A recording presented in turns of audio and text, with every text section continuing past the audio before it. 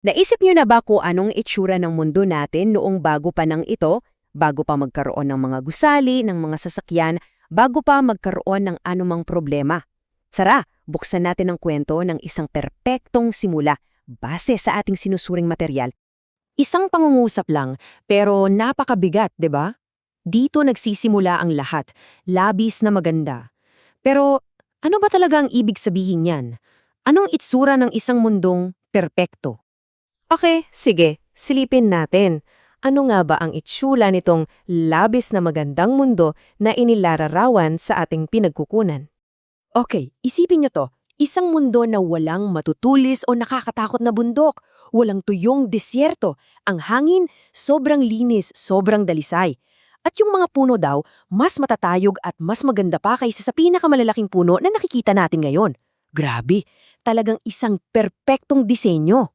Hindi nang daw basta maganda ha, parang isang dambuhalang likang sining. Higit pa raw sa kahit anong palasyong kayang itayo ng tao, kasi siyempre, ang mismong lumikha ang arkitekto. At syempre, sa isang perpektong entablado, kailangan ng bida. At dito na pumapasok ang tinatawag na koronang hiyas ng paglikha. At dito, napakakalinaw ng ating source material. Sinasabi rito na ang tao ay hindi dumaan sa dahan-dahang proseso na pagbabago mula sa ibang uri ng nilalang. Sa halip, sila ay isang direkta at espesyal na likha ginawa mismo sa wangis ng Diyos. At binigyan sila ng isang napaka-espesyal na trabaho, ang pamamahala. Pero teka, hindi ito yung pamamahala na parang boss ka ha. Ito yung pagiging isang mabuting tagapag-aalaga. Isipin nyo, kayo yung pinagkatiwalaan para alagaan ng buong kalikasan. Ang laking responsibilidad, di ba? So, ano namang itsura nila? Si Adan daw napakatangkad, mas matangkad pa kesa sa atin na yun. Si Eva naman, marangal at napakaganda. At ito ang pinakaastig, yung damit nila, hindi tela, kundi liwanag. Isang balabal ng liwanag at kaluwalhatian. Para silang may sariling glow, literal na nagninining. Pero alam nyo, kahit na nasa paraiso ka pa, kahit perpekto ang lahat sa paligid mo, may isang bagay pa rin pwedeng kulang. At yun mismo ang naramdaman ni Adan. Yung pakiramdam na mag-isa ka. So, habang pinapangalanan ni Adan ang lahat ng hayop, mula sa leyon, sa agila, sa isda, isang bagay ang naging malinaw. Lahat sila may kapares, pero siya, wala. At doon niya napagtanto na kailangan niya ng isang katuwang, isang tunay na kasama. At yung paraan ng pagkalikha kay Eva, ayon sa ating source, napakaganda ng sinisimbolo. Hindi raw siya kinuha sa paa para hindi siya tapakan, hindi rin sa ulo para hindi siya mamuno. Kinuha siya mula sa tagiliran para maging kapantay niya, isang katuwang na laging nasa kanyang tabi. At sa mga salitang ito, itinatag mismo ng Diyos ang pinakaunang kasal. Ito raw ang simula ng konsepto ng pamilya, ang pundasyon kung saan itatayo ang buong lipunan. So, kumpleto na sila. Ano na ngayon ang nangyari? Kumusta naman kaya ang pang-araw-araw na buhay sa perpektong tahanan na to? Nako, grabe!